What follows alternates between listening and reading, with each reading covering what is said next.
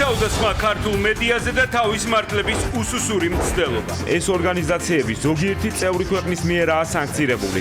მნიშვნელოვანია, რომ ეს აღინიშნოს. მოლდოველი კოლეგის ტყუილი და ოფიციალური თბილისის პასუხი. შემაშფოთებელია, როდესაც სიტყვის თავისუფლება და მედიის თავისუფლება შერჩევითი პრინციპით განიმარტება. მაშინ, როდესაც პოლიტიკური მიზნები ფაქტებზე მაღლა დგება, ეს უკვე არა დემოკრატიის გაძლიერებას, არამედ ნდობის რხევას ემსახურება. კიშინიოვი, ბრიუსელი, ორკესტრირებული შეტევა ქართულ ტელევიზიებზე ქართველების მონაწილეობით. აბსოლუტურად საბჭოური მიდგომა და რა თქმა უნდა ასეთ დროს არ გვიგვირს, რომ კონკრეტული პოლიტიკოსები, რომლებიც ასეთი ინიციატივებით გამოდიან, სარგებლობენ ძალიან საეჭვო რეპუტაციით, საეჭვო წარსული აქვს მათ. ქვეყანა, რომელიც საქართველოს დემოკრატიას უწუნებს, აქციას გაწვრთნილი ძაღლებით არბევს და ჟურნალისტებს წევს. ხელკეტებით გაგვისწორდნენ, პირადად მე ისე დამარცხეს, გონზე მოსასვლელად რამდენიმე წუთი დამჭირდა. დანიის ორმაგი სტანდარტი. საქართველოში მაგის მიათედი რომ მომხდარიყო, მე მხოლოდ წარმომიდგენია რა იქნებოდა რეაქცია ბრიუსელიდან თუ სხვა დედაქალაქიდან. თიადარო, რასაკეთებს საქართველოს, რასაკეთებენ თვითონ თავიანთ ქვეყანაში. ხებს აკრიტიკებს საკუთარ მოქალაქეებს კი პროტესტის გამოთქმის საშუალებას არ აძლევს. ეკონომიკური დამოუკიდებლობა და ადგილობრივი ბაზრისთვის უმაღლესი ხარისხის პროდუქტი. 70 მილიონი დოლარის საინვესტიციო პროექტი კასპში. Გავსი წარმოებები ქმნის მყარ საფუძველს მასშტაბური ინფრასტრუქტურული პროექტების განვითარებისთვის. ამცირებს იმპორტზე დამოკიდებულებას და აძლიერებს ქართული პროდუქციის პოზიციონირებას. და საუკუნოვანი ისტორიის მქონე ცემენტის ქარხნის ახალი სიცოცხლე. ეთერშია კურიერი 9 საათზე. დავით კაკულიასთან ერთად. თქვენ უყურებთ კურიერს 9 საათზე, დღეს 15 მაისია, გიყვებით დღის მთავარ ამბებს საღამო მშვიდობისა. დემოკრატიის სახელით დემოკრატიული პრინციპების ღალატი დაუსაბუთებელი უარი ქართულ ტელევიზიების აკრედიტაციებზე და ოფიციალური კიშინიოვის თავდასხმა მედიაზე. დღეს მოლდოვის საგარეო საქმეთა მინისტრი მაკა ბოჭორიშვილმა თავის მართლების რეჟიმში გადაიყვანა. ქართულმა დიპლომატმა ევროპის საბჭოს მინისტრთა კომიტეტის სესიაზე 45 ქვეყნის წინაშე მოლდოვას ღიად დასდო ბრალი ორმაგ სტანდარტებში და მედიის თავისუფლების შერჩევით პრინციპებში. მიხაილ პოპისმა უხერხული სიტუაციიდან გამოძრომა ტყუილიც სცადა და განაცხადა, რომ 3 ქართული ტელევიზია ევროსაბჭოს წევრი რამდენიმე ქვეყნის მიერაა სანქცირებული, რეალურად კი მოლდოვის საგარეო საქმეთა მინისტრმა იცრუა, რადგან რუსთავი 2 არც ევროსაბჭოს და არც სხვა ქვეყნებს არ ყავთ სანქცირებული იმედი და პოსტივი კი მხოლოდ დიდ ბრიტანეთს. ქართული მედიისთვის მეორე ფრონტი აქვს გახსნილი ბრიუსელსაც, თუმცა ერთი განსხვავებით ევროპარლამენტარებს ქართული ტელევიზიების სანქცირებაში და შეზღუდვების დაწესებაში ქართველები ეხმარებიან. ერთ-ერთია ელენე მეტრეველი, რომელიც ევროპის სახალხო პარტიის მრჩეველი და პატიმარი სააკაშვილის ახლო გარემოცვის წევრია. მეტრეველი არც მალავს, რომ მაგალითად იმედის შემთხვევაში ევროპარლამენტში შეზღუდვის დაწესება სწორედ მისი დამსახურებით მოხდა.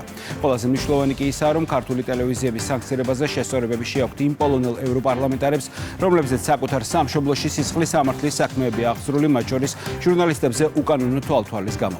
კიდევ ერთი დეტალი, ქართული მედიისთვის შეზღუდვების დაწესებისას ევროპარლამენტარები ზუსტად იმავე მეთოდს მიმართავენ, რომელიც კარგად აქვს აპრობირებული მაია სანდოს ხელისუფლებას. კიშინიოვმა 13 ტელევიზიას დეზინფორმაციის გავრცელებისთვის ლიცენზიები ისე შეუჩერა, რომ არც ადგილობრივ მარეგულირებელს კითხა არაფერი და არც სასამართლოს. ლუკა ჩანგელია განაგრძობს თემაზე საუბარს. ლუკა, რა წერია ევროპარლამენტის დოკუმენტში, რომელიც მან მოლდოვის არჩევნების შემდეგ გამოაქვეყნა და რა პარალელების გავლება შეიძლება ბრიუსელისა და კიშინიოვის გადაწყვეტილებებს შორის?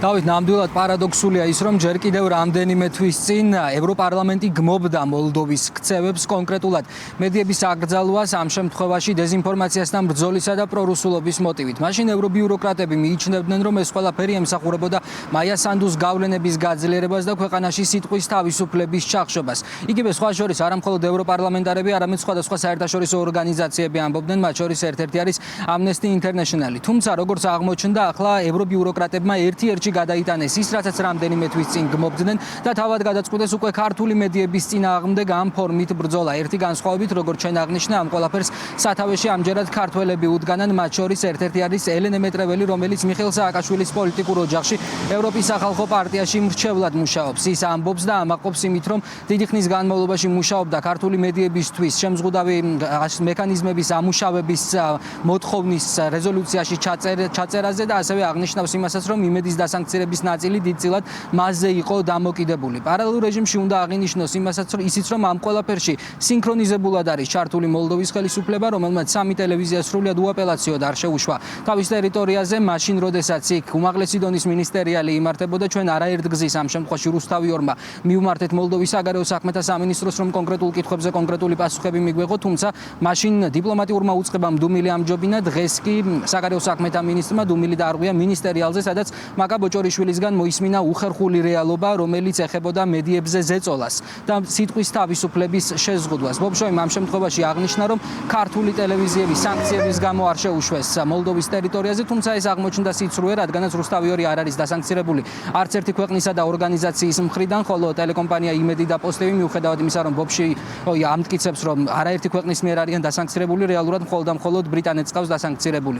ფაქტია ის, რომ უხერხული სიტუაცია შეიქმნა, მართლება კი მან ტყუილით მოახერხა, თუმცა რამდენად დაიჯერეს იქ შეკრებილმა 45 სახელმწიფოს მინისტრებმა ეს ყველაფერი, ეს კიდევ ცალკე საკითხი, ახლა კი შეგვიძლია ვნახოთ, როგორ ამხილა ამ შემთხვევაში მაკა ბოჭორიშვილმა მოლდოვის საგარეო საქმეთა მინისტრი. შემაშფოთებელია, როდესაც სიტყვის თავისუფლება და მედიის თავისუფლება შერჩევითი პრინციპით განიმარტება. კიშინიოვმა შერჩევითი მიდგომა გამოიყენა და რუსთავიორს იმედსა და პოსტივის მაღალი დონის მინისტერიალის გაშუქების უფლება არ მისცა, რომელშიც საქართველოს საგარეო საქმეთა მინისტრიც მონაწილეობს. მოლდოვის დიპლომატიურმა უწყებამ ქართულ მედიას აკრედიტაციაზე უარი დეტალური განმარტების გარეშე უთხრა. არაერთი მცდელობის მიუხედავად სანდუს მთავრობამ არც ჩვენ შეკითხვას უპასუხა, რა მოთხოვნებს არ აკმაყოფილებს საქართველოში ერთ-ერთი ყველაზე მაღალ რეიტინგული არხი. მედიის შეზღუდვის მორიგ მცდელობაზე კი დღეს ქართველმა დიპლომატმა მაკა ბოჭორიშვილმა ევროპელი ლიდერების წინაშე ისაუბრა. არანაკლებ საშიშია სიმართლის რელატივიზაცია, ორმაგი სტანდარტები, პოლიტიკური კონიუნქტურისთვის ღირებულებების გადაფასება და დემოკრატიის სახელით თავად დემოკრატიული პრინციპების დასუსტება. დღეს ჩვენი შეხვედრის გაშუქების მსურველ ჟურნალისტებს საქართველოს სამი სხვადასხვა ტელევიზიიდან უარი ეთქვათ მოლდოვაში შემოსვლასა და პროფესიული საქმიანობის განხორციელებაზე. ბოლო წლებში ჩემი ქვეყნის კრიტიკა ზოგიერთისთვის ყველაზე მიმზიდველ საქმიანობად იქცა.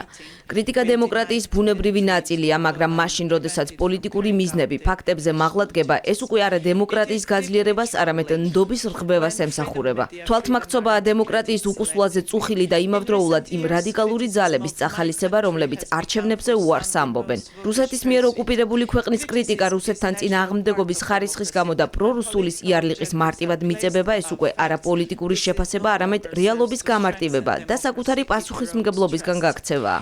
ჩვენ კარგად ვიცით ომის ფასი და გვესმის, რომ მშვიდობა მხოლოდ სამხედრო ესკალაციის არარსებობა კი არა, არამედ პასუხისმგებლობაა საკუთარი ხალხის, რეგიონისა და საერთო ევროპული მომავლის წინაშე. მაკა ბოჭორიშვილის ამ გამოსვლას მოლდოველი კოლეგის პასუხი მოჰყვა, რომელშიც სამი ფაქტობრივი შეცდომა იკვეთება. მიხაი პოპშოი ევროპელი ლიდერების წინაშე თავს იმართლებდა და ამტკიცებდა, რომ გადაწყვეტილების მიზეზი ევროსაბჭოს წევრი სხვადასხვა ქვეყნის მიერ სამი ტელევიზიისთვის დაწესებული სანქციები გახდა. პირველი, პოპშოის გამორჩა, რომ რუსთავიორი არც ერთი სახელმწიფოს მიერ არ არის სანქცირებული. მეორე, იმედი და პოსტივი არა რამდენიმე, არამედ ერთი ქვეყნის, დიდი ბრიტანეთის მიერაა სანქცირებული. და მესამე, მინისტერიალის შიდა განაწესი არ ეკრძალავს ღონისძიებაზე იმ მედიის დასწრებას, რომელსაც რომელიმე სხვა წევრი ქვეყანა ასანქცირებს. ქართულ მედიასთან დაკავშირებულ სიტუაციაზე მინდა ვთქვა, რომ ეს ორგანიზაციები ზოგიერთი წევრი ქვეყნის მიერაა სანქცირებული. მნიშვნელოვანია, რომ ეს აღინიშნოს. კიშინიოვის პარალელურად დამოუკიდებელი მედიის წინააღმდეგ მიმართულ ორკესტრირებულ სადამსჯელო კამპანიაში ევროპარლამენტიც ჩაერთო. პოლიტიკოსებმა დარიუშ კამინსკიმ და მალგოჟეტა გოშევსკამ, რომლებიც პოლონეთში არაერთ სისხლის სამართლის დანაშაულში არიან მხილებულნი და დღესაც სასამართლოს განაჩენს ელოდებიან ქართული მედიის მიმართ შემზღუდავი მექანიზმების ამოქმედება მოითხოვეს. ევროპარლამენტში მუშაობა ერთი წლით აეკრძალა ტელეკომპანია იმედს. მიხეილ სააკაშვილის მხარდამჭერი პოლიტიკოსების გააქტიურებას და პროცესში მოლდოვის მთავრობის ჩართვას ოფიციალური თბილისის საბჭოთა ხელწერას უწოდებს. დღეს მთავრობის მეთაურმა განმარტა, რომ მედიის წინააღმდეგ დაწყებული კამპანიის მთავარი მიზანი საქართველოზე გავლენის მოხდენაა.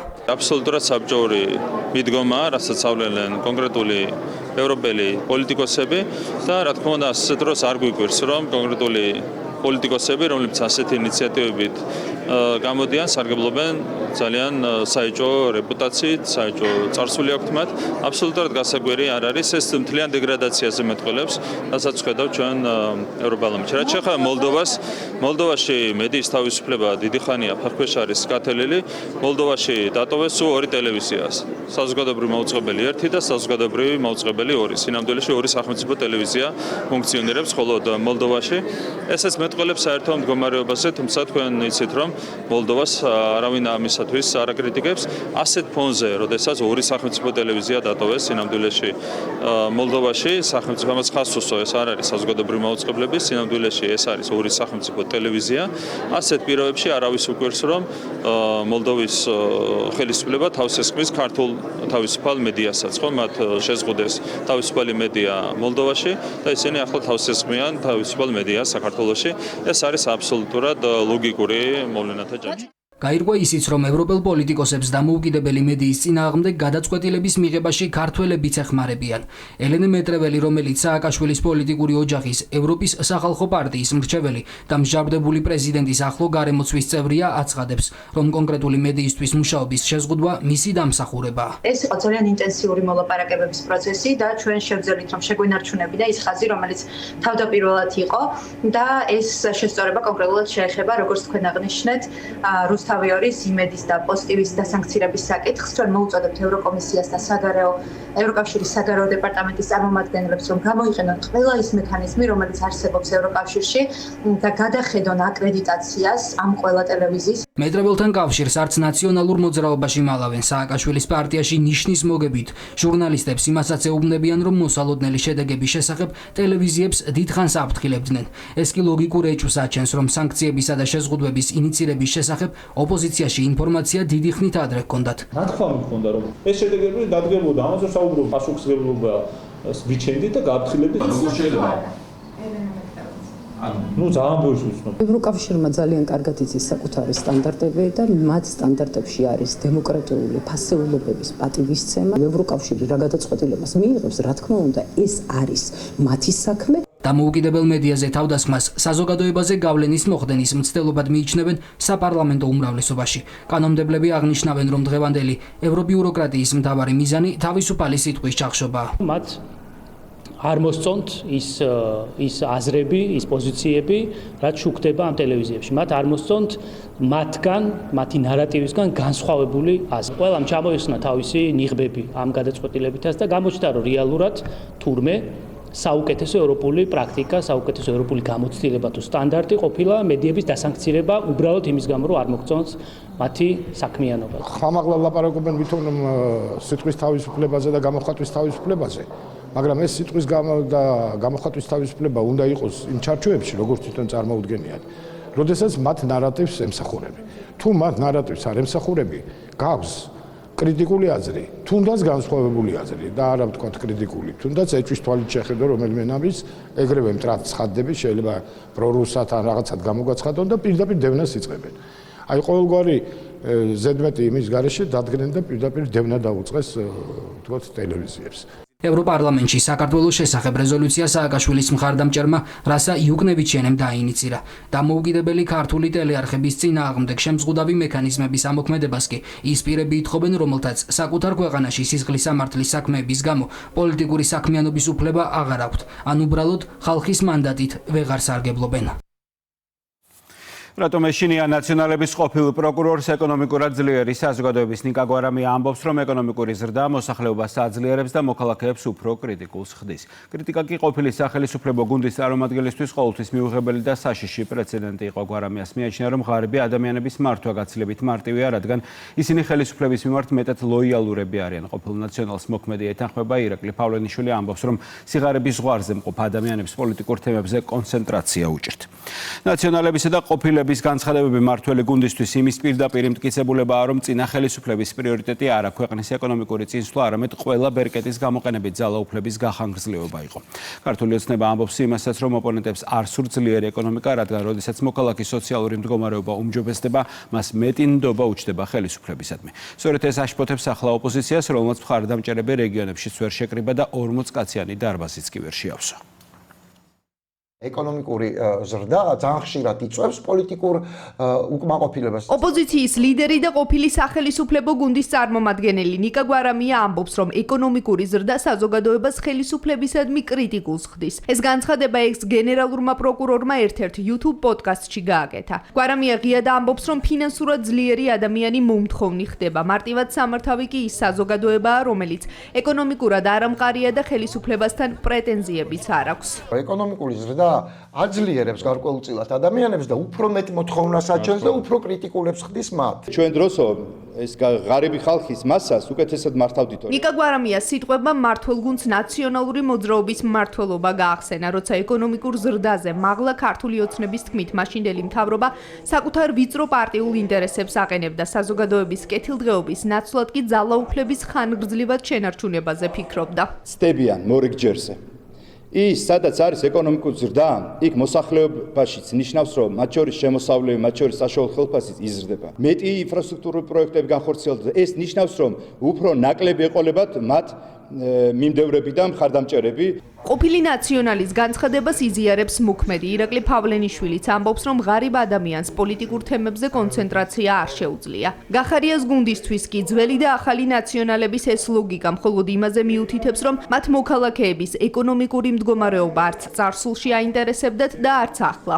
ამ კონტექსტიდან ნიშნავს მას, რომ პოლიტიკურ ძალას არ აინტერესებს რიგითი მოქალაქის ეკონომიკური სიძლიერე. ამას ნიშნავს ადამიანები, რომლებიც არიან სიღარიბის ზღვარს ქვემოთ და სიღარიბის ზღვარზე არიან, მათ ძალიან უჭირთ პოლიტიკურ თემებზე კონცენტრაცია. ნიკა გვარამიას განცხადება მართველი გუნდისთვის ნაციონალური მოძრაობის პოლიტიკური სტრატეგიის ილუსტრაციაა. ქართულ ოცნებაში ამბობენ, რომ სააკაშვილის მთავრობის მიზანი საზოგადოების ეკონომიკური კეთილდღეობა არასდროს ყოფილა, რადგან წინა ხელისუფლებაში მიაჩნდათ, რომ ღარიბი ადამიანების მართვა უფრო მარტივია. ამჟამინდელი მთავრობის მთავარი პრიორიტეტი კი სახელისუფლებო გუნდის თქმით ეკონომიკური ზრდა და კორუფციასთან ბრძოლაა. ამის დასტური კი საერთაშორისო კვლევები და კორუფციის წინააღმდეგ სამართალდამცავი უწყებების უკომპრომისო ბრძოლა. ის როგორც პოლიტიკოსი, იმაზე კი არ ფიქრობს და როგორც ხელისუფალი მაშინ იმაზე კი არ ფიქრობდა. თქვათ, როგორ გადაედგა კიდევ ერთი დადებითი ნაბიჯი, თქვათ, საქართველოს ეკონომიკური გაძლიერებისათვის. რამდენად აწყობდათ ეს პიარულად. ჩვენი ხელისუფლება მუშაობს, ეს საქართველოს ეკონომიკის გაძლიერებისთვის კარგია თუ ცუდია და საქართველოს ისმისათვის კარგია თუ ცუდია. მისი ეს განცხადება რასაკვირველია იმსახურებს იმას, რომ სიღრმისეული ანალიზი გავაკეთოთ, როგორ მართავდნენ ეგენი ქვეყანას. არათუ მატერიალური სიდუხჭე, არამედ ფსიქოლოგიური დათქუნვა იყო მისი და მისი გუნდის მთავარი პოლიტიკური ბერკეტი. ხელფასების მატება, სოციალური მდგომარეობის გაუმჯობესება, ახალი ინფრასტრუქტურა, ძლიერი ჯანდაცვა და გაზრდილი ბიუჯეტი. პრემიერ-მინისტრი ამბობს, რომ სწორედ ეკონომიკური ზრდა განსაზღვრავს ქვეყნის სიძლიერეს. მთავრობის მეთაურის თქმით, ფინანსურ კეთილდღეობასთან ერთად საზოგადოების თვითშეგნება და უწყებების მიმართ ნდობაც იზრდება. მათ აწუხებთ, რა თქმა უნდა, მაღალი ეკონომიკური ზრდა.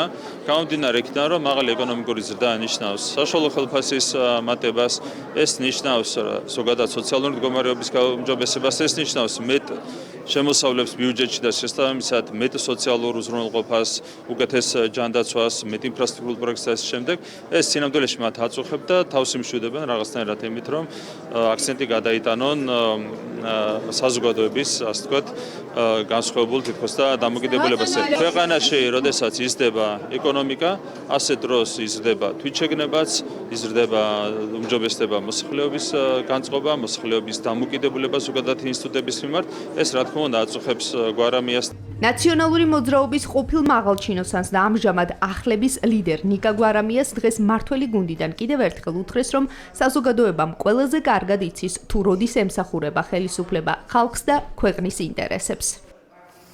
ყოფილი ხელისუფლების ყოფილი პროკურორი დაშლის პირას მყოფ ალიანსში ყოფილ პრემიერს და მასთან გაერთიანების არაერთი მცდელობის მქონე ლელოს ეპატიჟება. საჯარო მოსაწვევები დაუგზავნა, თუმცა ისე რომ არაფერი უკითხავს თანაგუნდელებისთვის. ერთპიროვნულმა გადაწყვეტილებამ უკუს შედეგი გამოიღო, სანამ გვარამიას, გახარია და ხაზარაძე ჯაფარიძე პასუხს გასცემდნენ, საკუთარ ლიდერს ახლები გაუწყდნენ. არც კი განიხილება ასე უპასუხა ახლების წევრმა თენგო თევზაძემ ახლების ლიდერ ნიკა გვარამიას. ერთი პარტიის ორ წევრს შორის კომუნიკაცია მედიის საშუალებით შედგა, შემდეგ კი გვარამიას მიერ სოციალურ ქსელში გაგრძელდა. როგორც ჩანს, ყოფილმა პროკურორმა ისიც არ გაითვალისწინა, რომ არა მხოლოდ მისი გუნდისთვის, არამედ ალიანსის სხვა ლიდერებისთვისაც მიუღებელია ერთობაში, როგორც გახარიას, ისე ლელოს მიწვევა. სანამ ალიანსში პოლიტიკური აქტივის მოზიდვისთვის კამათობდნენ, ნიკა გვარამიამ იმ ორი პარტიიდან, რომლებიც ერთობაში მიიწვია, ორი არა მიიღო. პოლიტიკური უპრინციპობა თუ გადარჩენის მცდელობა. ალიანსში, სადაც ერთობა და პარტიების შენარჩუნება შექმნისთანავე გამოწვევად იქცა, გაფართოებაზე ალაპარაკდნენ. ეგრეთ წოდებულ ოპოზიციურ ცხრიანში ნიკა გვარამია ლელოს და გახარიას ეპატიჟება. ახალის ლიდერს ოპოზიციის შიდა ტურბულენტობის დაძლევა მათგან გამეჯნულ პარტიებთან გაერთიანების ხარჯზე წარმოუდგენია. იდეა როგორც ჩანს სპონტანური არ ყოფილა, თუმცა დაპირისპირების მორიგი მიზეზი ნამდვილად გახდა. ძალით ხო ვერ ვაიძულებ მაგალითად ლელოს, მაგალითად გახარიას რო შემოვიდეს. მიუხედავად იმისა, რომ გონია რომ უმძიმესი შეცდომა იყო 25 და კიდევ უფრო უმძიმეს პარლამენტში დაბრუნება გახარიასი, მიუხედავად ამისა მე აბსოლუტურად ღიად ვამბობ და იმ ლოგოზეც ცარიელი კვადრატის ერთ-ერთი ინიციატორიც ვიყავი, რომ აქ უნდა მივიღოთ ეს ხალხი. ცარიელ კვადრატში გახარიას ადგილს ვერ ხედავენ სხვები, მათ შორის ვერც თავად გვარამიას პარტიის წევრები, რომ აღარაფერი ვთქვათ ალიანსში ფორმალურად დარჩენილ ნაციონალურ მოძრაობაზე. თანაგუნდელები გვარამიას ინიციატივას გაემიჯდნენ, იდეის განხილვაზე საკუთარ ლიდერს კატეგორიული უარი მედიის საშუალებით უთხრეს. ურჩიეს კარგად გაარკვიოს ქვეყნიდან გაქცეული ექს-პრემიერის პოლიტიკური ორიენტაცია. გახარიას პარტია საერთოდ მე ვერ განვიხილავ რამენანაირ პარტნიორად, ეს არის ჩემი პოზიცია. გახარიას პარტია სანამ არის, ასე ვთქვათ, მისი ლიდერი გაქცეული და არ აკეთებს არანაირ კრიტიკულ განცხადებას, საერთოდ პოლიტიკაში არის, უნდა მოიკითხოთ ბატონი გახარია რჩება თუ არა პოლიტიკაში. ასევე მისი პოლიტიკური პარტია შევიდა პარლამენტში და რას აკეთებს? რაც შეეხება ლელოს. ლელომ უნდა ჩამოყალიბდეს მის პოზიციონირებაში. პერსპექტივა გახარიას პარტიის გაწევრიანებასთან დაკავშირებით ალიანსში არ შეესაბამება რეალობას. მისი ლიდერი წინააღმდეგობაში კი არა, როგორც წესი, ბერლინის და მიუნხენის ბარებშია. კოლეგებისგანვე უარყოფილი ინიციატივის წინაშე აღმოჩენილმა გვარამიამ საკუთარ გუნდს Facebook გვერდიდან უპასუხა და ოპოზიციას არათანმიმდევრულობაზე მიუთითა.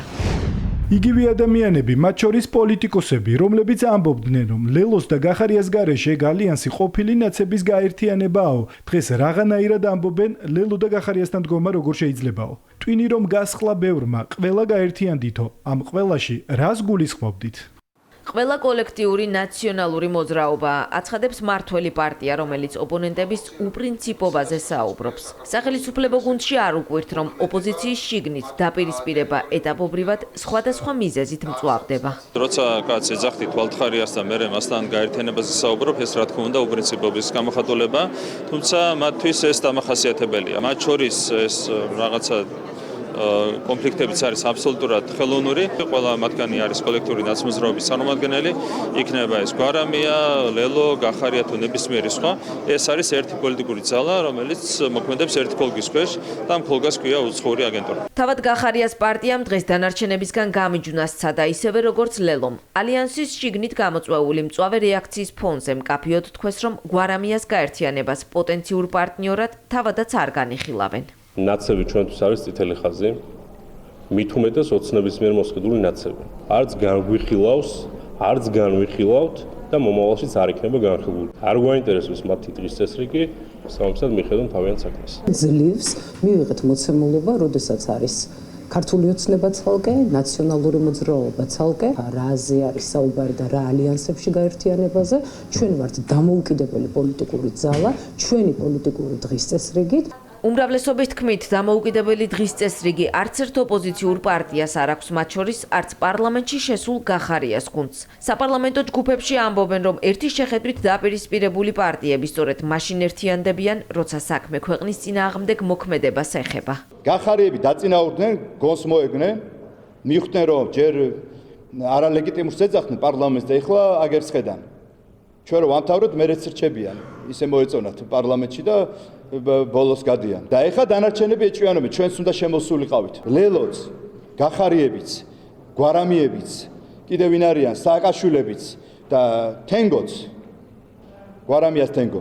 ერთი კოლექტიური ნაცმოძრაობა. რადიკალური ნაცმოძრაობა, დედა ნაცმოძრაობა, რასაც ქვია. შემდგომ ეს დაიყოფა ახლები, ძველები, იქ გახარია თუ ლელო თუ ასე შემდგომ, ეს უკვე ფანტაზიის დაყოფებია. როგორც კი უცხოეთიდან იქნება დავალება კრიზისთან დაკავშირებით, რაღაცა დამხობა რევოლუციებთან დაკავშირებით და ასე შემდგომ ყველა ერთიანდება. ალიანსის შიგნით გვარამიას ინიციატივა ძირითადად გახარიას ფაქტორის გამო დაიწუნეს, თუმცა როგორც ჩანს, არანაკლები წინააღმდეგობა არსებობს ლელოს ლიდერთან დაკავშირებითაც. თამარ ჩერგოლეიშვილის საჯარო წერს, რომ მამუკა ხაზარაძე საკუთარი რესურსით ოპოზიციური ალიანსის დამარცხებას ცდილობს. კანონის უზენაესობის გაუარესება, პოლიტიკურად მოტივირებული დაკავებები დამოუკიდებელ მედიაზე ზეწოლა. ეს სიტყვები, რომლებიც საქართველოს მისამართით 5 თვის წინ ევროპარლამენტში ითქვა დანიის ევროპის საქმეთა მინისტრს ეკუთვნის. იმ ქვეყნის მინისტრს, რომელმაც საკუთარ მოქალაქეებს სასტიკად სცემა არა სახელმწიფო ინსტიტუტებზე შეტევისთვის ან პოლიციელზე ძალადობისთვის, არამედ კერძო კომპანიის წინ გამართული აქციის გამო. ყველაფერი კი ასე დაიწყო პალესტინის მომხრე აქტივისტებმა კოპენჰაგენში დანიური გადამზიდი გიგანტის მაერსკის სათაო ოფისთან ბლოკადა მოაწყვეს და გააპროტესტეს კომპანიის ისრაელისთვის იარაღის გადაზიდვა. რამდენიმე ათეული ადამიანისა და ადგილზე მყოფ მედიის წარმომადგენლების წინააღმდეგ, რომლებსაც განმასხვავებელი ნიშნებიც ეკეთა, დანიელმა პოლიციელებმა სპეციალურად გაწვრთნილი ძაღლები და ხელკეტები გამოიყენეს. ძალის გადამეტების გამო დანიის პოლიციას არც ბოდიში მოუხდია და არც შიდა მოკვლევა დაუწყია. მედიასთან კი თქვეს, რომ კონკრეტულ სიტუაციაში ადამიანების ადგილიდან გასაყვანად შესაძლოა საჭირო გახდეს ფიზიკური ძალის გამოყენება. მაშინ რატომ აკრიტიკებდა ოფიციალური კოპენჰაგენი თბილის აქციის სიმონაწილეების გამო, რომლებიც პიროტექნიკას ესროდნენ პარლამენტის შენობას ან პრეზიდენტის სასახლეში შეიჭრნენ. მით უფრო რომ როგორც აქციის მონაწილეების, ისე ჟურნალისტის მიმართ ძალის გადამეტების გამო ოფიციალურმა თბილისმა დანიისგან განსხვავებით 5 სპეცრაზმელი დააკავა და პატიმრობა შეუფარდა. საქართველოს ხელისუფლებას ამ ფაქტზე მხოლოდ ერთი პასუხი აქვს. დანიის ორმაგი სტანდარტის ხვებს აკრიტიკებს, საკუთარ მოქალაქეებს კი აქციის ჩატარების საშუალებასაც არ აძლევს.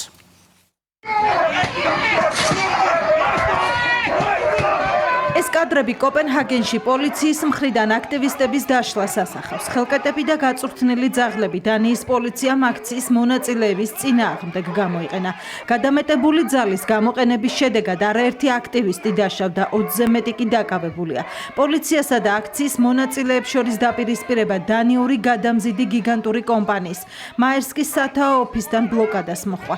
აქციის მონაწილეები ისრაელისთვის იარაღის გადაზიდვაში დახმარებას აპროტესტებდნენ. ბლოკადას პოლიციამ არაპროპორციული ძალა დაუპირისპირა. დანიური მედიის ინფორმაციით გადამეტებული ძალა პრესის წინააღმდეგაც გამოიყენეს.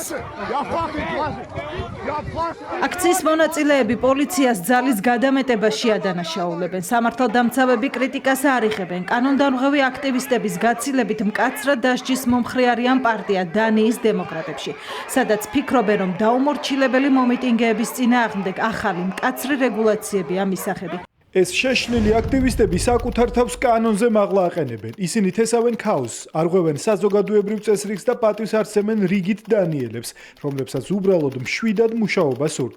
ასეთი ქმედებების ადგილი დანიაში არ არის. სწორედ ამიტომ ჩვენ დანიის დემოკრატები ვითხოვთ კანონდამღები აქტივისტების გაცილებით მკაცრად დასჯას.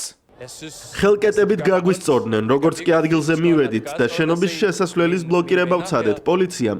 პირველივე რეაქციად ხელკეტები გამოიყენა. როგორც ხედავთ, ყოველგვარი აღჭურვილობის გარეშე ვართ მოსულები. როცა დაინახეს, რომ არ ვიშლებოდით, მაშინვე ძალის მიერ მეთოდს მიმართეს. პირადად მე მკლავზე ისე დამარტყეს, რომ გონზე მოსასვლელად რამდენიმე წუთი დამჭირდა. ეს იყო სრულიად არაპროპორციული ძალა. დანიაში პოლიციელების მხრიდან არაპროპორციული ძალის გამოყენებაზე საუბრის დროს ქართული ოცნება ოფიციალური კოპენჰაგენის ორმაგ სტანდარტზე აკეთებს აქცენტს. დანიას, რომელიც საქართველოს უწუნებს დემოკრატიის ხარისხს, ახლა დემოკრატიული პრინციპების უარყოფაში საკუთარი მოქალაქეების დებენ ბრალს. საქართველოში მაგის მიათედი რომ მომხდარიყო, მე მხოლოდ წარმომიდგენია რა იქნებოდა რეაქცია ბრიუსელიდან თუ სხვა დედაქალაქიდან. შეადარონ რას აკეთებს საქართველო, რას აკეთებენ თვითონ თავიანთ ქვეყანაში. თავიანთ ქვეყანაში რაც დაშვებულია, ჩვენთვის არის აკრძალული ამ ქვეყანაში. სახელმწიფო ინსტიტუტებს შტურმით უტევენ, არ შეიძლება, არ გვაქვს უფლება რომ დავიცვათ ინსტიტუტები ცეცხლს რომ უკიდებენ პოლიციელებს, თურმე ჩვენ არ გვაქვს უფლება რომ პოლიციელები დავიცვათ. ეს ვნახეთ. გვიწუნებენ მიდგომას, გვიწუნებენ ჩვენს ესე იგი ამ დემოკრატიულ პროცესებს. და ამ დროს კადრები გავრცელდა, ნახეთ ხო დანიაზე. ხელკეტებით როგორ ქოლავენ მათ მოსახლეობას, ადგილობრივებს და ჟურნალისტებსაც უსწორდებიან ხელკეტებით. და ეს ადამიანები შემდეგ და სახელმწიფოები ჩვენ მე ნოტაციას გვიკითხავენ. ეს ორმაგი სტანდარტიც არ არის, ეს ყველაფერს ხდება.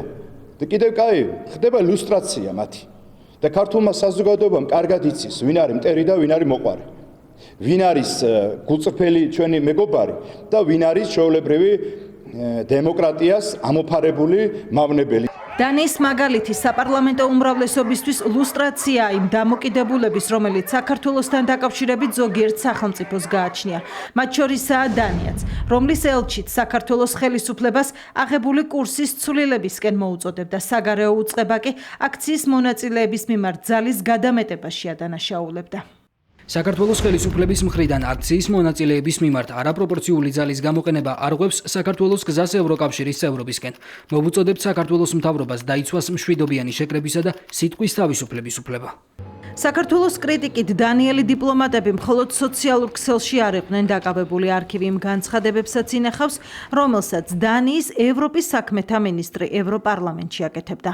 ჩვენს წუხილ სიწვევს კანონის უზენაესობის გაუარესება, პოლიტიკურად მოტივირებული დაკავებები, დამოუკიდებელ მედიაზე ზეწოლა. საქართველოს მიმართ დანიის დამოკიდებულება ოპოზიციისთვის არა კრიტიკა, არამედ მხარდაჭერაა. კოპენჰაგენში აქტივისტების წინააღმდეგ გადამეტებულ ძალაზე საუბარს დღეს ხელისუფლების ოპონენტების უმრავლესობამ თავი აარიდა. ნაწილი კი მაინც ამტკიცებდა, რომ ევროკავშირის ქვეყნების მიდგომა გადაჭარბებულ ძალაზე საქართველოსგან განსხვავებულია. განსხვავება ფუნდამენტური არის ის, რომ მაგალითად ევროპის ქვეყნებში, მათ შორის დანიის ჩათვლით, მსგავს შემთხვევებს საფუძვლიანად იძიებენ. მაშინ, როდესაც აქ არის ათობით ისეთი საქმე ძალადობის, რომელიც აი ამ კონკრეტულ მომენტამდე არის გამოუძიებელი. ქართულ ოცნებაში მიაჩნიათ, რომ ქვეყანა, რომელიც წლებია დემოკრატიაზე საუბრობს და მის დაცვას სხვა სახელმწიფოებს უწუნებს, ყველაზე არადემოკრატიულად იქცევა და საკუთარ მოქალაქეებს ძალის გადამეტებით და არაპროპორციული საპოლიციო საშუალებებით არბევს. დანია ბოლო პერიოდში საკმაოდ კრიტიკულად არის განწყობილი საქართველოსთან მიმართებაში, ცდილობენ რომ ჭკუადაგვარიგონ მიგვითითონ დემოკრატიულობაზე, მიგვითითონ ადამიანის უფლებების დაცვაზე და საკუთარ ქვეყანაში დემონსტრანტებს ასეთი ფორმით უსწორდებიან. ეს მიანიშნებს იმაზე, რომ დღეს ევროპული ბიუროკრატია არის დეკორაციად გადაქცეული და შესაბამისად უნდა მოუწოდოთ დანიის ხელისუფლებას, რომ კეთილი ინებოს და ამ ფაქტთან დაკავშირებით გააკეთოს განმარტება. საქართველოში პოლიციამ თავი რომ დაიცვას თურმე ეს გადაჭარბება არის და კოპენჰაგენში რომ თავი დაუმტრიოს ძალადობრივ აქციის მონაწილეს, ეს დემოკრატიის ფარგლებშია და გამოხატვის თავისუფლების ფარგლებშია. აი ეს არის ის ორმაგი, სამმაგი და რა ვიცი, 10 მაგის სტანდარტი, რასაც ჩვენ ხედავთ. მათ შორის აი ამ სახელმწიფოების ელჩების მხრიდან ჭყუის სასწავლებელი განცხადებები რო კეთდება საქართველოსთან მიმართებაში და თავიანთ ქვეყნებში რომ თავპირს ამტვრევენ, ის თურმე დემოკრატიაა. საქართველოს მიმართ მიკერძოებულ და არაობიექტურ მიდგომაზე მართლ პარტიას ახლაც და წარსულშიც შესაბამისი რეაგირება ჰქონდა. საქართველოში დანიის ელჩს განმარტებების გაკეთება საგარეო საქმეთა სამინისტროშიც მოუწია. ქართულ-ესპანური პოლიციის სპეცოპერაცია კოდურის სახელწოდებით კომბალი ერთდროულად 9 ლოკაციაზე ჩატარებული სპეცოპერაციის შედეგად დაკავებულია 13 კაციანი ქართულ-ესპანური კრიმინალური დაჯგუფება, რომელიც წლების განმავლობაში ბინებს დარწმუნდა და 10,000-ობით ევროს ძვირფას სამკაულებსა და საათებს იპარავდა. სპეციალური საპოლიციო ღონისძიება ესპანელმა სამართალდამცავებმა ქვეყანაში საქართველოს პოლიციის საატაშეს უშუალო ჩართულობით დაგეგმეს, რის შემდეგაც მადრიდში, ვალენსიაში, გვადალახარასა და ალიკანტეში კრიმინალების სასაყვანად სპეცდანიშნულების დანაყოფები შევიდნენ.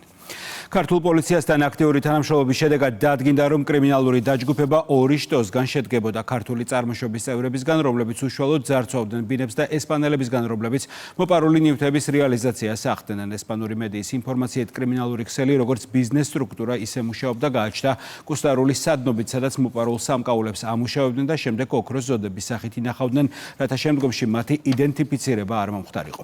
ქართულ-ესპანური კრიმინალური დაჯგუფება გამოძიების ინფორმაციით მხოლოდ იმ ბინებს ძარცვავდა, რომლებიც კარგად ჰქონდათ შესწავლილი, შიგნით კი ისეთი ტექნიკური საშუალებების გამოყენებით აღწევდნენ, რომლებიც კვალის დატოვებას ან საკეტის დაზიანებას გამორიცხავდა. დაკავებულებს ესპანური კანონმდებლობის თანახმად 8 წლამდე თავისუფლების აღკვეთა ემუქრებათ. ქალაქი ალიკანტე, დილის საათები, ქართული სამართალდამცველები კრიმინალური დაჯგუფების ქართველი წევრების ასაყვანად მობილიზდნენ. სპეცოპერაცია სახელწოდებით ქაჩაბა ესპანეთის რამდენიმე ქალაქში ერთდროულად ჩატარდა. დაკავებულები არიან კრიმინალური დაჯგუფების ქართველი და ესპანელი წევრები, სულ 13 პირი. 13-ვე საშიშ დამნაშავეთა სიაში იყო და მათ დასაკავებლად ქართველ და ესპანელ სამართალდამცველებს უსაფრთხოების განსაკუთრებული ზომების დაცვა დასჭირდათ. ბინებში შესვლისას პოლიციამ სპეცაღჭურვილობები გამოიყენა. კრიმინალური დაჯგუფების წევრების დაკავებაზე ესპანეთის ძალოვანი უწყების მაღალჩინოსანმა ოფიციალური განცხადება გააკეთა და ქართველ სამართალდამცველებს თანამშრომლობისთვის მადლობა გადაუხადა. ისინი საცხოვრებელ სახლებში პირდაპირ ძირითადად დილის საათებში იჭრებოდნენ. დაკავებულია დაჯგუფების 13 წევრი, მათგან 8-ს უკვე შეეფარდა პატიმრობა. გასაჯაროვდა სქემა, რომლითაც კრიმინალური დაჯგუფება მოქმედებდა. ირკვევა, რომ ქართველ და ესპანელ კრიმინალებს ძარცვის დროს ფუნქციები გადანაწილებული ჰქონდათ. ქართველები ბინებში შედიოდნენ, გამოქონდათ ძვირფასეულობა, ტექნიკა და სხვა ძვირადღირებული ნივთები. ნაძარცვს კი ესპანელები ყიდდნენ და შემდეგ თანხას ინაწილებდნენ. დაჯგუფება ორ ნაწილად იყო დაყოფილი: მზვერავები და შემსრულებლები. ტრანსნაციონალურ დანაშაულს არ აქვს საზღვრები, ერთობლივი მუშაობა ფუნდამენტურია. სპეცოპერაცია ქაჩაბას მასშტაბებზე ვრცელი განცხადება ესპანეთის ეროვნული პოლიციის ოფიციალურ ვებ-გვერდზეც გამოქვეყნდა. უწყების ინფორმაციით დაჯგუფების წევრების დაკავებაში განსაკუთრებული როლი აქვთ ქართველ სამართალდამცველებს. მობილური კრიმინალური ჯგუფი გაუვნებელყოფილია საქართველოს შინაგან საქმეთა ატაშესთან თანამშრომლობით. ოქროს ზოდები, მაჯისაათები, სამკაულები, სუნამოები, ტექნიკა და ფული, ნაძარცვის ნაწილი ოფიციალური ინფორმაციით ამოღებულია და დაზარალებულებს უკან დაუბრუნდათ. ჩხრეკისას ამოღებულია ის ხელსაწყოებიც, რომლითაც კრიმინალური დაჯგუფების წევრები ბინებში შედიოდნენ. ნივთმტკიცებებს შორისაა მექანიკური ხელსაწყოები და ლითონის ჩხირები, საკეტების გასაღებად. გამოძიების ინფორმაციით დამნაშავეები ისეთ მოწყობილობას იყენებდნენ, რომელიც ვიზუალურ კვალს არტოვებდა და ბინის პატრონეები ძარცვის შესახებ მხოლოდ მაშინ იგებდნენ, როდესაც კუთვნილ ნივთებს ვეღარ პოულობდნენ. ირკვევა, რომ დაჯგუფების წევრები მუდმივად ცდილობდნენ სამართალდამცველებისთვის კვალი აერიათ. ამისთვის ხშირად იცვლიდნენ საცხოვრებელ მისამართებს. გავრცელებული ინფორმაციით მათ მოგზაურ კრიმინალებსაც უწოდებდნენ.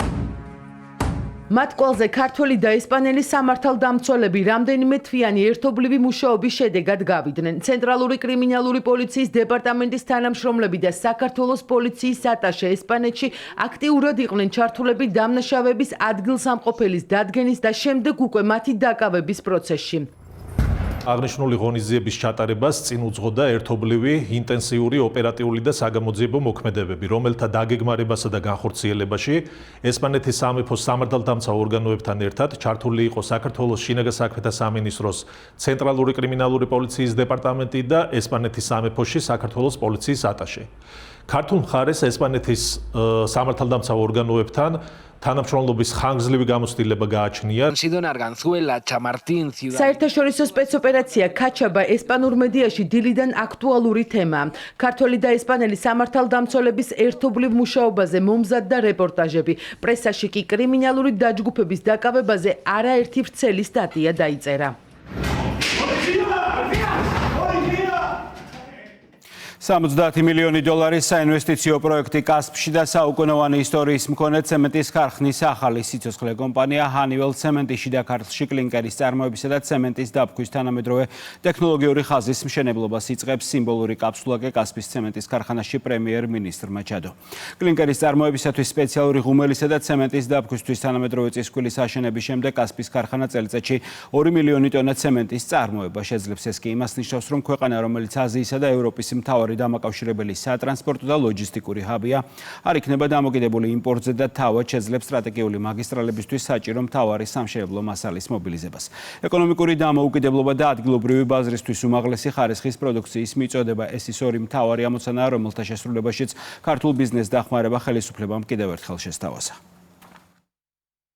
სიმბოლური კაფსულა ჩაგდებულია კასპის ცემენტის ქარხანა განვითარების ახალ ეტაპზე გადადის. ჰანიველ ცემენტში 70 მილიონი დოლარის ღირებულების საინვესტიციო პროექტის განხორციელება იწყება. სიახლე კლინკერის წარმოებასა და ცემენტის დაფქვის თანამედროვე ტექნოლოგიური ხაზის მშენებლობას ითვალისწინებს. პრემიერ-მინისტრის განცხადებით, ჰანიველ ცემენტი ქვეყანაში ერთადერთი კომპანიაა, რომელსაც ამ პროდუქციის სრული ციკლით წარმოება შეუძლია. ახალი მასშტაბური პროექტი ჩვენს ქვეყანას საწარმო სიმძლავრის უპრეცედენტო ზრდას მოვდას. წარმოება წლიურად 400,000 ტონით გაიზრდება და ჩამორად 2 მილიონ ტონას მიაღწევს. ეს ნიშნავს, რომ საქართველო გახდება ამ თვალსაზრისით სრულიად თვითქმარი, ჩვენ საკუთარი რესურსით, იმპორტზე დამოკიდებულების გარეშე შეუფერხებლად მოამარაგებთ უმსხვილეს ინფრასტრუქტურულ და დეველოპერულ მშენებლობებს. ჩვენი საქმიანობის მთავარი ორიენტირებაც სწორედ ესაა, ქვეყნის ეკონომიკური დამოკიდებულების გამტკიცება, იმპორტზე დამოკიდებულების თვისებრივად შემცირება და ადგილობრივი ბაზრისთვის უმაღლესი ხარისხის პროდუქციის მიწოდება. ჩვენთვის ბუნებრივია პრიორიტეტულია გარემოზე ზრუნვაც, ამდენად მიასალმებელია, რომ საწარმო აღიჭურება უახლესი ეკოლოგიური სტანდარტების შესაბამისად. საწარმო განახლებული და თანამედროვე სისტემებით აღიჭურება. სიახლე ხელს შეუწყობს მსხვილი ინფრასტრუქტურული და დეველოპერული პროექტების შეუფერხებელ მუშაობას. შეამცირებს იმპორტზე დამოკიდებულებას. 70 მილიონი დოლარის ღირებულების პროექტის მნიშვნელობაზე ისაუბრა ეკონომიკის მინისტრმა. კასპიარის ქალაქი, რომელსაც ცემენტის წარმოების უკვე 100 წლიანი ისტორია აქვს. და გასული საუკუნის განმავლობაში აქ წარმოებული სამშენებლო მასალები ქვეყნის განვითარების მნიშვნელოვანი ნაწილი იყო. დღეს კი კასპი კიდევ ერთხელ ხდება ახალი ინდუსტრიული განვითარების ცენტრი. მსგავსი წარმოებები ქმნის მყარ საფუძველს მასშტაბური ინფრასტრუქტურული პროექტების განვითარებისთვის. ამცირებს იმპორტზე დამოკიდებულებას და აძლიერებს ქართული პროდუქციის პოზიციონირებას ადგილობრივ ისევე როგორც საერთაშორისო ბაზარზე. სიახლეების დანერგვაზე, იმპორტზე დამოკიდებულების შემცირებასა და ადგილობრივი ბაზრისთვის უმაღლესი ხარისხის პროდუქციის მიწოდებაზე საუბრობენ კომპანიის წარმომადგენლები. ჩემი კომპანია და თანადაფინანსების ფონდი დაახლოებით 8-9 წლის წინ შემოვიდა ამ კომპანიაში, გავხდით თანამფლობელები და ამ დროის განმავლობაში მოვახერხეთ 200 მილიონ დოლარზე მეტი დაგვებანდებინა ამ კომპანიის განვითარებაში და შევქმნით დამატებითი სამუშაო ადგილები, ქონდა უპრეცედენტო ზრდა.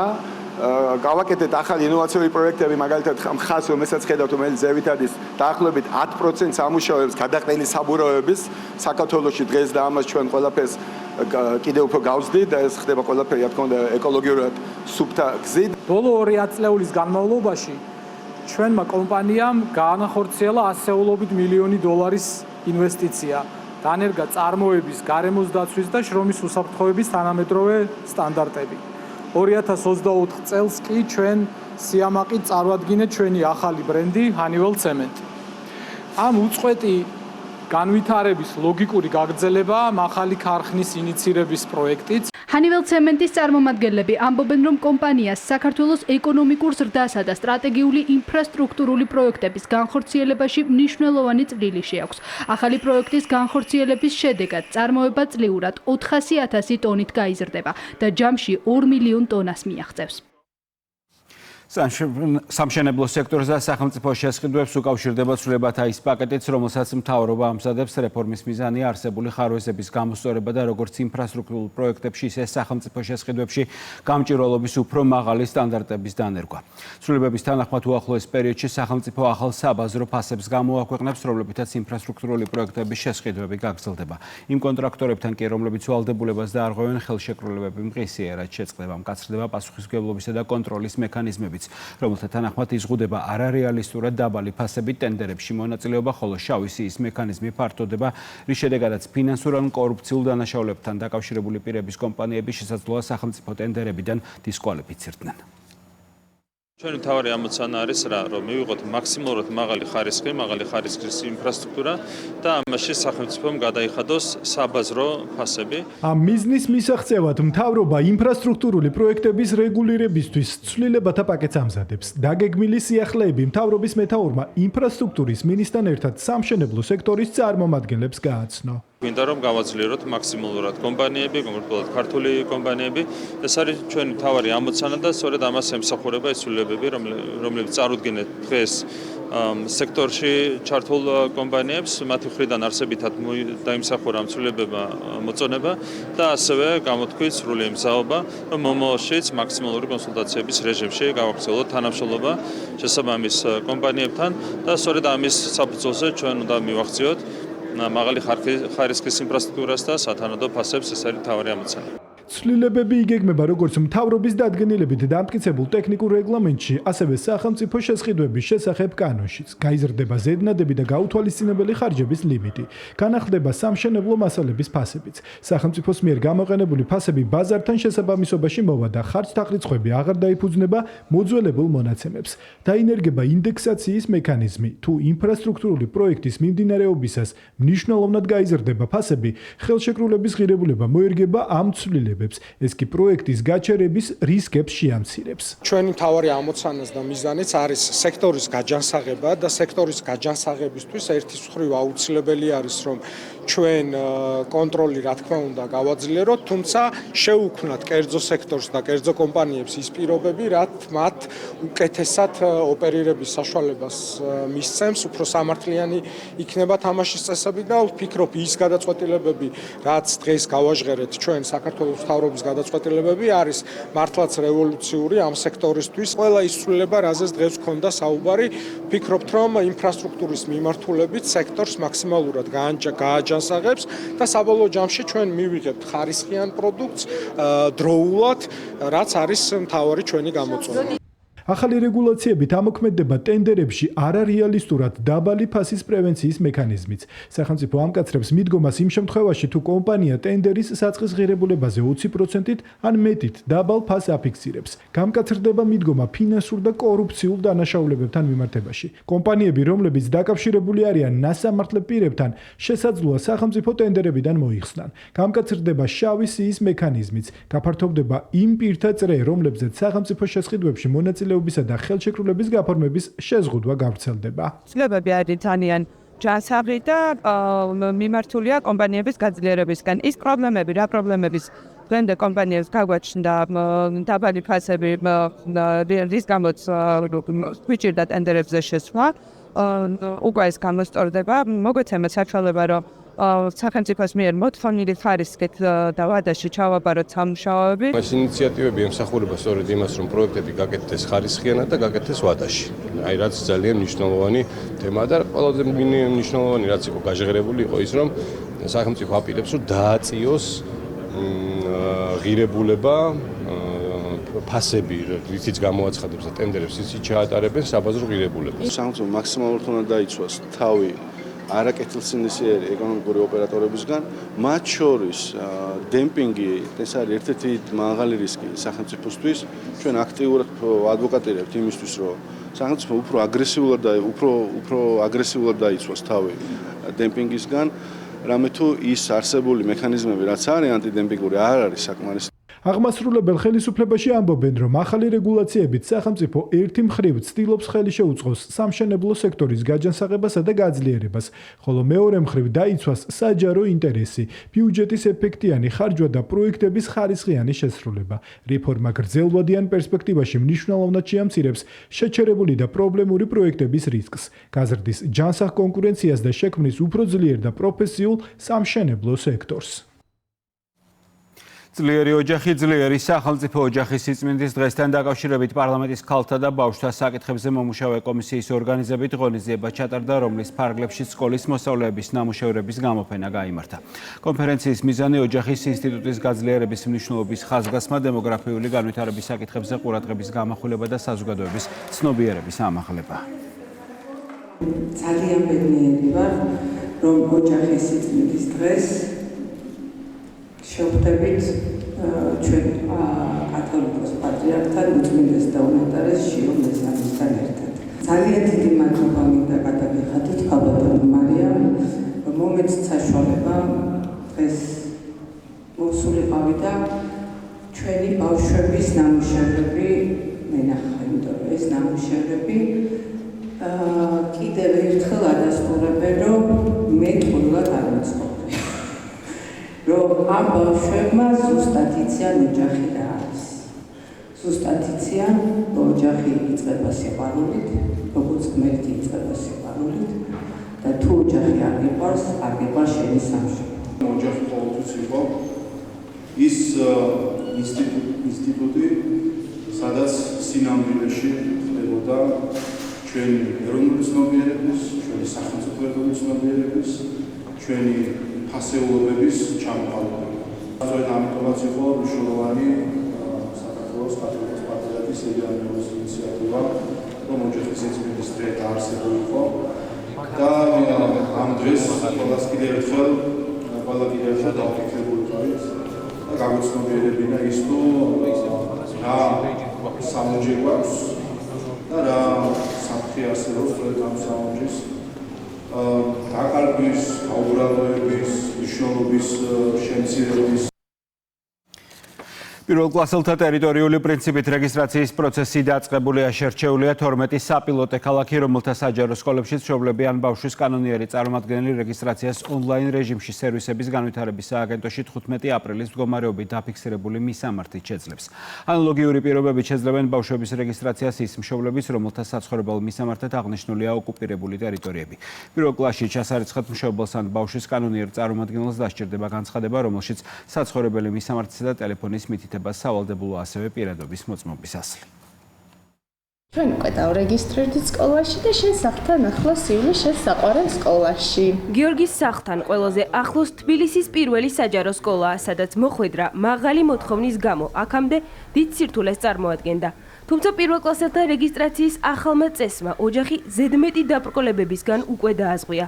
ონლაინ რეგისტრაცია წარმატებით დასრულდა, რაც იმას ნიშნავს, რომ სექტემბრიდან გიორგი კლასიკური გიმნაზიის მოსწავლე გახდება. არ მოგვიწევს კილომეტრების გავლა სხვა სკოლაში სატარებლად, დასვენებული მივა სკოლაში და არ იქნება დაღლილი. თავისი მეზობლები და მეგობრებიც ამავე სკოლაში დარეგისტრირდნენ. პირველი ზარი, ახალი ჩანთა, ჯერ კიდევ უცნობი კლასი და პირველი მასწავლებელი.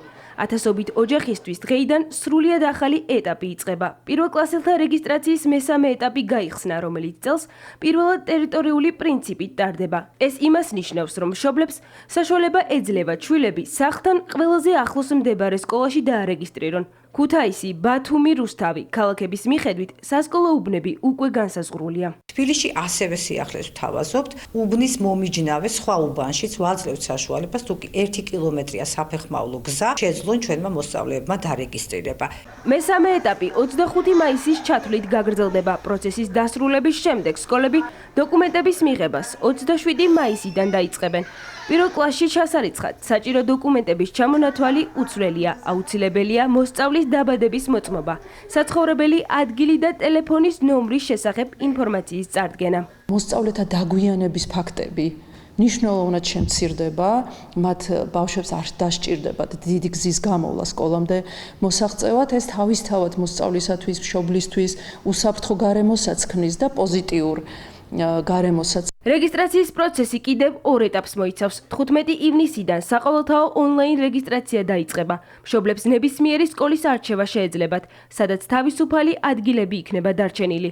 ხოლო დასკვნითი მეხუთე ეტაპი 20 ივლისს გაიხსნება, სადაც რეგისტრაციას უკვე თავად სკოლები უზრუნველყოფენ იმ ბავშვებისთვის, რომლებმაც რეგისტრაცია ვერ მოახერხეს ან მონაცემის შეცვლა სურთ. გულისწყეტით ვაცილებ ჩემ პატარებს, მაგრამ ველოდები სიხარულით კიდევ უფრო პატარებს, რომლებიც პირველ კლასში შემოდიან. დიდია მოლოდინი, მათიც ალბათ და ჩვენიც პედაგოგების. 2026-2027 სასწავლო წელს განათლების სამინისტრო არაერთი სიახლით ხვდება. მოსწავლეებისთვის სავალდებულო ხდება სასკოლო ფორმის დარება. გამკაცრდა სკოლის შენობაში მობილური ტელეფონებით სარგებლობის წესიც, რაც მოსწავლეებისთვის გაჯეტების გამოყენების შეზღუდვას გულისხმობს. ტრადიციულად პირველკლასელები საჩუქრად ახალ წიგნებსა და პორტატულ კომპიუტერებს მიიღებენ. საგაკეთლო პროცესში გარკვეული სირთულებთან არის დაკავშირებული, როდესაც მოსწავლეს მობილური გავია ხელში და რა თქმა უნდა ეს ძალიან კარგი არის. საქართველოში პირველ კლასელთა რეგისტრაცია ჯერ კიდევ 18 თებერვალს დაიწყო. ამ დროისთვის უკვე დარეგისტრირდნენ სპეციალური საგანმანათლებლო საჭიროების მქონე ბავშვები და ისინი, რომელთა და-ძმაც იმავე სკოლაში სწავლობს. ფრანგული რივიერა, წითელი ხალიჩა და ბრძოლა ოქროს პალმის რტოსთვის კინოსამყარო მსოფლიოს ერთ-ერთ ყველაზე პრესტიჟულ ფესტივალს მასპინძლობს. კანის რიგით 79 კინოდაჯილდოებაზე წელს მთავარ საკონკურსო პროგრამაში 22 ფილმი მოხვდა, მათ შორის მსოფლიო კინოლეგენდის პედრო ალმოდოვარის მწარე შობა, რომელსაც კონკურენციას უწევს თანამედროვეობის ისეთი გამოჩენილი ორგზის ოსკაროსანი ირანელი რეჟისორი, როგორიც ასხარ ფარჰადია. ოქროს პალმის რტოს მოპოვების დიდი შანსი აქვს ვენეციის კინოფესტივალის ჯილდოს მფლობელ რეჟისორ ჯეიმს გრეის ქაღალდის საფრთხისთვის, რომელიც მთავარ საკონკურსო პროგრამაში ბოლო მომენტამდე არ იყო შეტანილი. 12 მაისს გახსნის ცერემონიაზე საპატიო ოქროს პალმის რტო კინემატოგრაფიაში შეტანილი განსაკუთრებული წვლილისთვის პიტერ ჯექსონს გადაეცა. ფესტივალი გამარჯვებულს 23 მაისს გამოავლენს.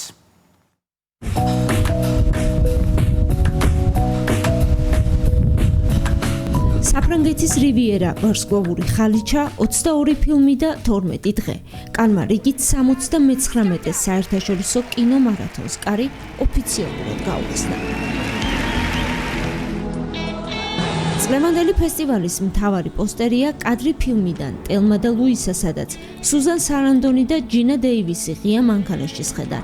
ფილმის პრემიერიდან 35 წლის შემდეგ ფესტივალმა ეს სცენა სიმბოლურად აირჩია, როგორც თავისუფლებისა და ქალთა დამოუკიდებლობის სიმბოლო. კინოფესტივალი ოფიციალურად 12 მაისს ჟიურის პრესკონფერენციით გაიხსნა. გადაწყვეტილებების მიმღებ გუნდს სათავეში სამხრეთ კორეელი რეჟისორი პარკ ჩან ვუკი უდგას. ეს პირველი შემთხვევაა კანის ისტორიაში, როდესაც ჟიურის თავმჯდომარე კორეელი კინემატოგრაფისტია. მასთან ერთად პასუხისმგებლობას დემი მური და ოსკაროსანი ქლოი ჟაო ინაწილებენ. როცა გავიგე რომ ჟიურის პრეზიდენტად დამნიშნეს, თავიდან ვიფიქრე რომ შეიძლება არც წამოვსულიყავი, ვიცი რამდენად რთული და სტრესულია ეს როლი. მაგრამ მე კანის ფესტივალთან ჩემი გამოცდილებისა და მოგონებების გახსენების შემდეგ მივხვდი, რომ ეს იყო შესაძლებლობა რაღაც უკან დამებრუნებინა ფესტივალისთვის. საინტერესო გუნდთან მიწევს მუშაობა და ეს თითოეული ჩვენგანისთვის კარგი გამოცდილებაა. ფესტივალის გახსნის დღეს ერთ-ერთი ყველაზე ემოციური მომენტი პიტერ ჯექსონისთვის საპატიო ოქროს პალმის რტოს გადაცემა იყო. ბეჭდების მბრძანებლის რეჟისორმა ჯილდო კინოს განვითარებაში შეტანილი განსაკუთრებული წვლილისთვის მიიღო. მადლობა კანის კინოფესტივალს ამ ჯილდოსთვის. ეს ჩემთვის უდიდესი სიურპრიზი და დიდი პატივია. კინოჩვენებები ფრანგი რეჟისორის პიერ სალვადორის რომანტიკული კომედიით, ელექტრონული კოცნით გაიხსნა. წლევანდელი ფესტივალის მთავარი ფიგურა პედრო ალმოდოვარია. ესპანური კინოს კლასიკოსი კანში ახალი ნამუშევრით მწარე შობით დაბრუნდა.